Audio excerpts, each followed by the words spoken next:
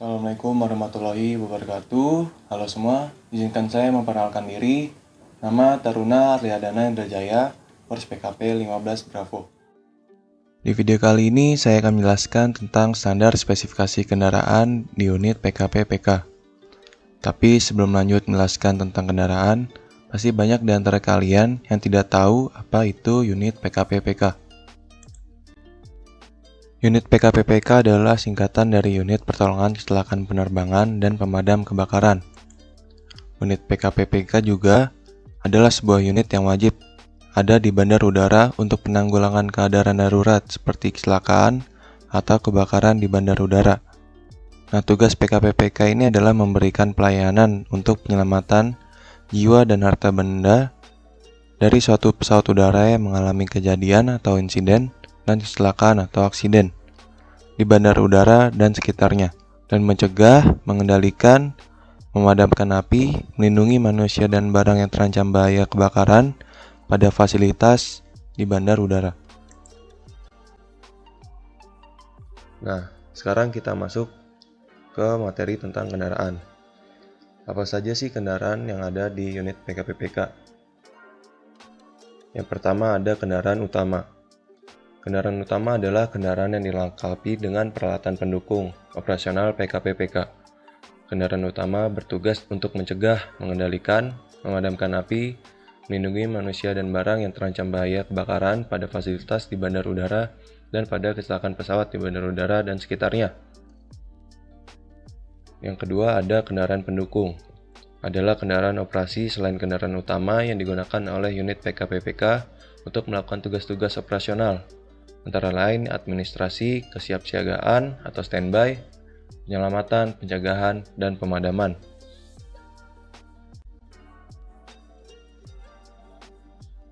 Selanjutnya, apa aja sih jenis dari kedua kendaraan tersebut? Dari kendaraan utama, ada foam tender tipe 1 sampai 6. Dan yang kedua ada Rapid Intervention Vehicle atau RIV. Dari kendaraan pendukung ada 5 jenis, yaitu nurse tender, mobil komando, ambulans, mobil serbaguna, dan mobil pos komando. Selanjutnya saya akan menjelaskan tentang spesifikasi dari jenis-jenis kendaraan tersebut. Yang pertama dari kendaraan utama, yaitu ada foam tender. Foam tender adalah kendaraan PKP-PK yang dilengkapi bahan pemadam api berupa air, bahan pemadam busa atau foam concentrate, dan jenis tepung kimia kering atau dry chemical powder. Foam tender ini terbagi menjadi 6 tipe berdasarkan kapasitas tangki pemadam, seperti pada tabel berikut ini.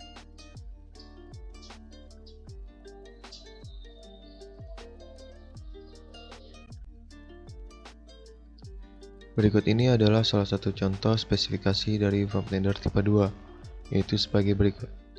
Kapasitas tangki air minimal 9.000 liter, tangki foam konsentrat minimum 12% dari kapasitas tangki air, kapasitas tangki tepung kimia kering atau dry chemical powder 500 kg, kapasitas pompa minimum 5.500 liter per menit, dan kapasitas pancaran utama busa minimum 4.500 liter per menit, dilengkapi dengan bumper turret, handlines, nozzle di bawah dan di depan kendaraan, monitor, akselerasi 0 sampai dengan 80 km per jam dalam 40 detik, kecepatan minimum 100 km per jam, jarak pancaran rata-rata atau discharge range minimum 70 meter, jarak pengereman atau stop distance maksimum 12 meter pada kecepatan 32 km per jam.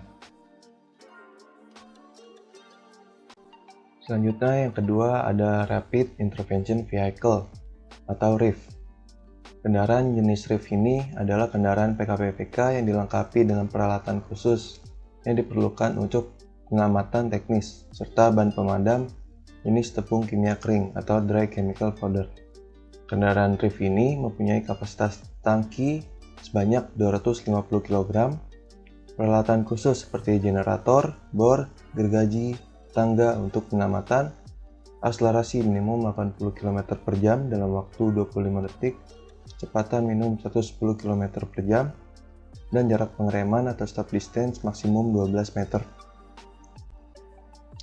Selanjutnya dari kendaraan pendukung, yang pertama ada Nurstander atau mobil pemasok bahan pemadam. Kendaraan jenis Nurstander ini adalah kendaraan yang dirancang khusus untuk mensuplai bahan pemadam utama ke kendaraan jenis Framtender.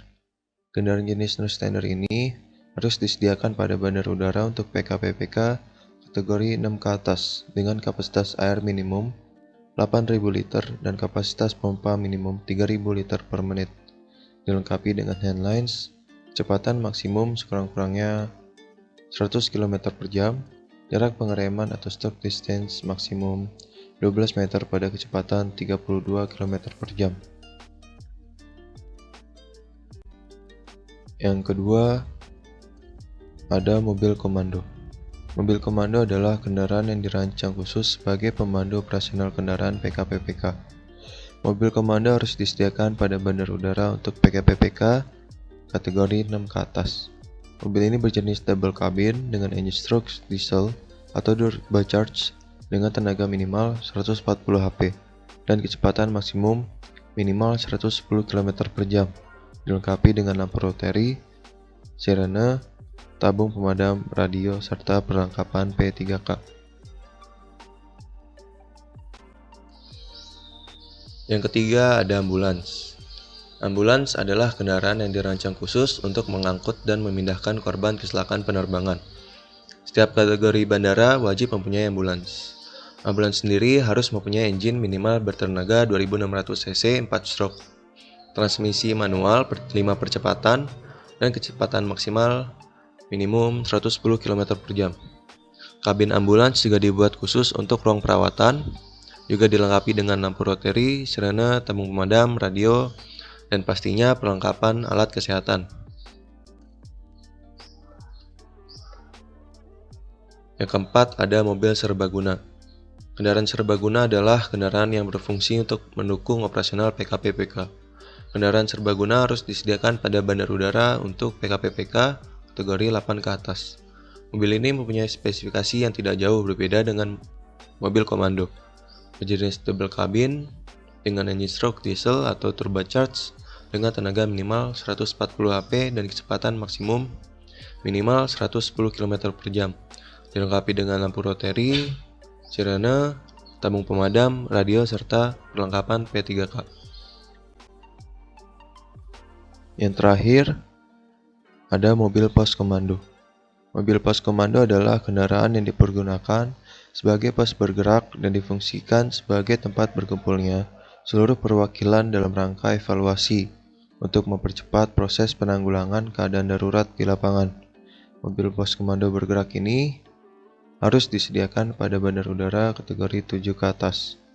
Mobil ini berjenis bus yang memiliki mesin diesel bertenaga minimal 400 HP dengan dimensi 14.355 kali 2.500 kali 1.720 mm yang bisa mengangkut hingga 15 orang, dilengkapi dengan planning area, work area, conference room, pantry, dan toilet.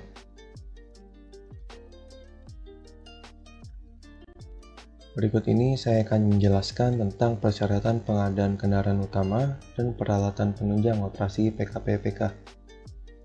Persyaratan ini wajib dipenuhi agar kendaraan layak untuk digunakan. Yang pertama, wajib memenuhi persyaratan dan standar spesifikasi teknis yang ditetapkan oleh Direktorat Jenderal sesuai dengan peraturan yang berlaku. Yang kedua, untuk kendaraan baru hasil pengadaan yang akan dioperasikan wajib dilakukan pengujian kelayakan operasi oleh personel Direktorat Jenderal. Yang ketiga, harus dilakukan factory inspection, factory acceptance test, dan site acceptance test yang melibatkan personel Direktorat Jenderal. Keempat, harus dilakukan training terhadap personel PKPPK. Yang kelima, merek kendaraan yang diberikan oleh keagenan telah dipergunakan minimal pada 5 bandar udara besar di Eropa, Amerika, atau Australia. Dan terakhir, garansi terhadap kelainan operasi minimal 1 tahun dan ketersediaan suku cadang minimal 10 tahun. Terima kasih sudah nonton video ini sampai habis. Semoga video ini dapat bermanfaat untuk kalian semua. Jangan lupa share, like, dan subscribe agar tidak ketinggalan video dari rekan-rekan saya yang lainnya. Terima kasih.